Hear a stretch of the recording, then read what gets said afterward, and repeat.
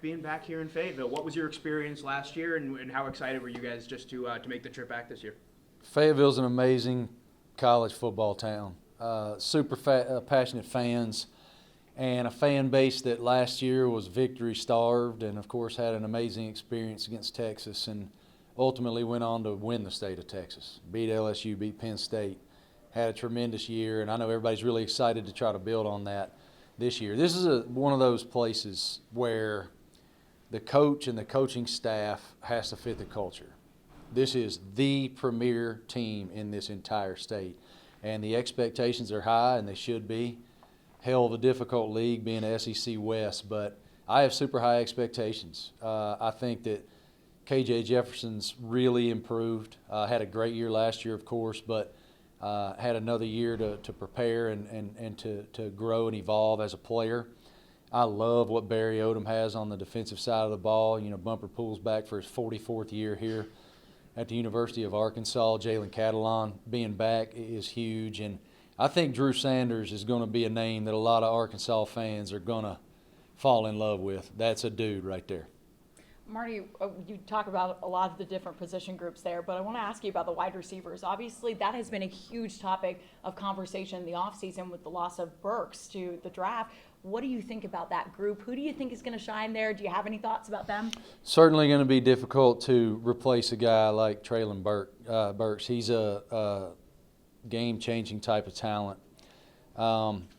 And it's interesting, you know, the way that the offense operates as well. He was really special within that offense. They got a couple guys coming over, and so I feel like ultimately I think it's going to depend on how KJ Jefferson has evolved as a passer and all those things. But I do think that they can be more explosive offensively. And if you look at, I've never been a huge analytics person. It's never really been my thing. I like the human element.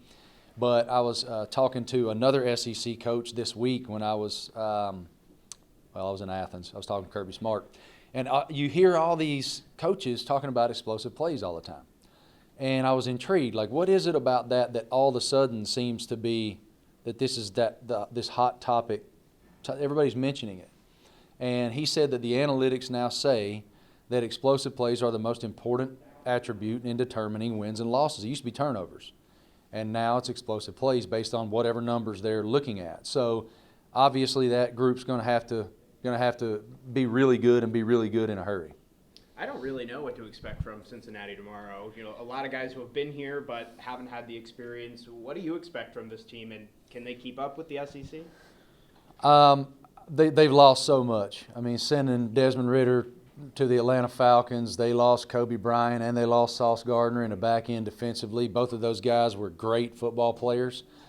Desmond was a great football player, but they return 94 starts on the offensive line, and Arkansas returns, I think, 99 starts on the offensive line. So that's remarkable in today's college football.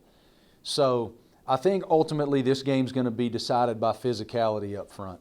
Can Cincinnati match Arkansas's physicality? Because Arkansas is an extremely physical team. Everybody in SEC West is. And Cincinnati failed in doing that against Alabama last year in the college football playoff. And I talked to Luke Fickell this week, and he said those exact words.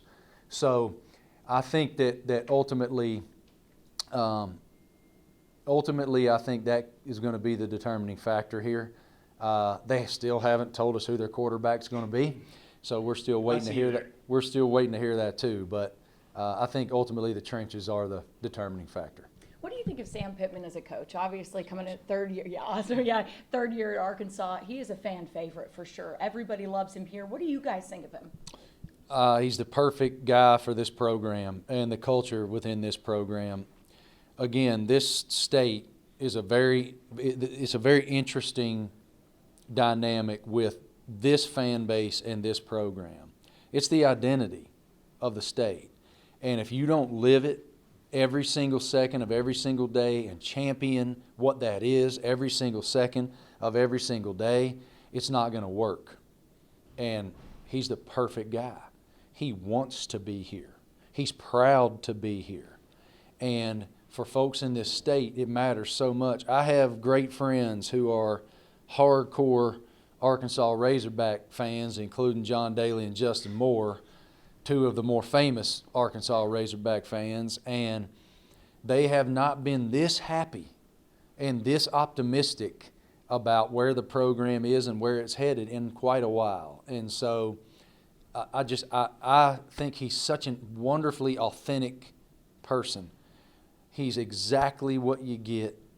He's exactly what you expect, and I admire it. I admire him as a person, because if you look at his path, he's been everywhere, and he's taken all of those amazing experiences from all of those different programs and brought them here, again, with the desire to be rooted here. It's perfect for this place. Did you guys meet with any players or anything this week, Pittman or anyone? I'm getting ready to go interview him right now. Okay. As soon as I leave you guys. So, I've chatted with a lot of college football players and coaches this week, but not yours. I will chat with Coach in just a few minutes, and a couple of the things that I want to know is I want him to define what he believes KJ's progression is, and I want to know the difference between Hunter and Hunted, because Arkansas is not going to sneak up on anybody this year. They did last year in a lot of ways, but they're not going to now. You don't do what they did in 2021 and sneak up on anybody now. So there is a shift. I mean, anybody that tries to tell you there's not is lying to themselves, because when you are someone that nobody believes in, you have an innate desire to prove them wrong. Now you've proven it by beating great football teams last year. And so what now? How do you take that and shift it into we have the expectation? And I can't wait to hear his perspective on it. How do you think Arkansas's strength of schedule is going to affect them in the long run? It's hard, man. They play in the most difficult division in sports, in my opinion. The SEC West is unrelenting. I remember having a conversation a couple years ago with a former coach at Mississippi State, Joe Moorhead. And when he got to the league, he said, oh, okay, well, we played good today. We played really well against this opponent. My God, they were physical. But then you look, I mean, you played Arkansas today, and it was an extremely physical battle. But, oh, we have Texas A&M next week, and then we have Alabama the week after that, and then we have LSU the week after that, whatever, hypotheticals, But it's just unrelenting. And so it's difficult. It's difficult for everybody. And I don't care who you look at any team in the league. I think Alabama's the best team in America. And I think they have the best offensive player in America, and they have the best defensive player in America. And it's still going to be an absolute slobber knocker every single Saturday afternoon. Yeah, absolutely. I think the favorite thing on my part that Sam Pittman said this week is week one football, you really don't know who's good and who's not. Do you think there's going to be one standout performance here in Fayetteville that has us all saying, where did this guy come from? Again, I go back to Drew Sanders. I'm watching this young man on tape, and I'm like, this guy is the tape. I mean, he's everywhere. And I know you guys saw some of that in the spring game, and he had an amazing performance. But I knew he was really good at Alabama. I did. But he had some injuries that really hampered him. He was a stud on the special teams for the Tide. But I think really the key indicator is what Nick Saban has to say about losing him. Coach Saban's not thrilled that he jumped over here, because he is a great player. And Coach Saban said he'd probably be a starter at Alabama right now if he just didn't choose to come to Fayetteville. Great asset that Arkansas has accrued with him coming over here. I just think he's going to be amazing. Really?